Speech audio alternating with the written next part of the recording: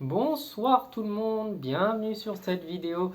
Une vidéo qui sera faite en one shot sans montage parce que je ne l'avais pas anticipé, je ne l'avais pas vu venir et je devais quand même vous en parler. Jürgen Klopp est dans la tourmente apparemment autour d'affaires de xénophobie, donc c'est les accusations qui ont été portées contre lui. Je vais vous expliquer tout ça rapidement, mais d'abord je voulais vous dire que du coup Jürgen Klopp, ça m'a étonné parce que c'est pas quelqu'un qui est habitué à ce genre de polémique, c'est un très bon entraîneur, un entraîneur qui a fait des grandes choses partout où il est passé et on n'a jamais eu de retour de joueurs sur ça, donc j'ai été vraiment tout aussi surpris que vous le serez en regardant la vidéo. Bref, le motif qui a été abordé, qui a été mis en avant, c'est que Jürgen Klopp a déclaré il n'y a pas longtemps qu'il n'était pas possible de lutter contre Newcastle et Manchester City financièrement, entre guillemets. Pourquoi ça a fait polémique? C'est ça que vous allez vous demander. C'est parce que ces deux clubs sont propriétés de deux riches investisseurs du Moyen-Orient. Donc Manchester City appartient à je ne sais plus quel émir des Émirats Arabes Unis, donc de Dubaï ou Abu Dhabi. Et Newcastle a été racheté par un prince saoudien. Donc forcément c'est dans la même région. Et les gens l'ont accusé de xénophobie parce qu'il a critiqué le fait que ces personnes-là, donc ces gens du Moyen-Orient, de cette région du monde-là, aient des moyens démesurés. Sauf qu'en réalité, c'est juste les moyens financiers qui ont été critiqués. C'est exactement la même chose qui s'était passé avec Monaco quand il y avait eu un riche investisseur russe qui était venu, qui avait mis un pognon de malade.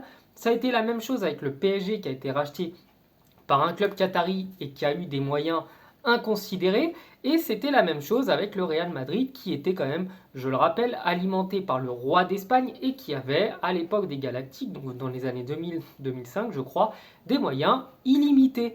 Eh bien, moi, ce que j'ai à vous dire, du coup, c'est que là, je vous ai expliqué la polémique, c'est que je trouve ça parfaitement ridicule, c'est pitoyable, c'est grotesque même, parce que Jürgen Klopp n'a pas critiqué le fait que ces gens soient riches en mettant en avant leur origine et l'endroit du monde d'où ils viennent. Il a simplement mis en avant des moyens. Il a cité aucune origine, il a cité aucun peuple, il a cité aucune région du monde. Il a que cité le fait d'avoir de l'argent. Il s'avère que ces deux clubs, oui, appartiennent à deux propriétaires qui viennent plus ou moins de la même région du monde, même s'il y a quand même des différences notables. Mais ça ne veut absolument pas dire que c'est parce qu'ils sont de cette région-là qu'il les a critiqués. Il a simplement critiqué le fait que des clubs puissent arriver et mettre 50 fois le prix qu'un autre club pourrait mettre pour acheter un joueur et que du coup, ça fausse la donne. Cela dit, une fois que ça s'est dit, je trouve ça quand même assez particulier quand ça vient de la bouche d'un entraîneur qui est en Angleterre. Parce que l'Angleterre, c'est un petit peu ça, mais avec tous les clubs d'Europe. Donc il y a quelques années, quand les moyens financiers liés au droit à l'image ont explosé en Angleterre, on s'est retrouvé avec des joueurs comme Martial qui, à l'époque où le mercato était plus ou moins normal, était plus ou moins régulé, aurait coûté entre 15 et 20 millions d'euros, ce qui était une somme quand même pas mal. Et que des clubs se sont mis à mettre 80 millions pour l'acheter, qu'après ils ont dépassé facilement les 100 millions d'euros pour acheter des joueurs qui avaient fait genre 3 matchs du style Dembélé ou Griezmann, ou même Neymar qui a été acheté 220 millions. Bref, le mercato est devenu complètement dingue à cause des moyens financiers en Angleterre qui ont explosé. Donc je trouve ça quand même assez marrant que Jürgen Klopp critique l'argent, tandis que Liverpool fait quand même partie des clubs qui ont mis beaucoup de pognon sur les mercatos. Donc voilà. Pour conclure, je dirais que la polémique, elle n'a pas lieu d'être. Les réactions des gens, elles sont parfaitement ridicules.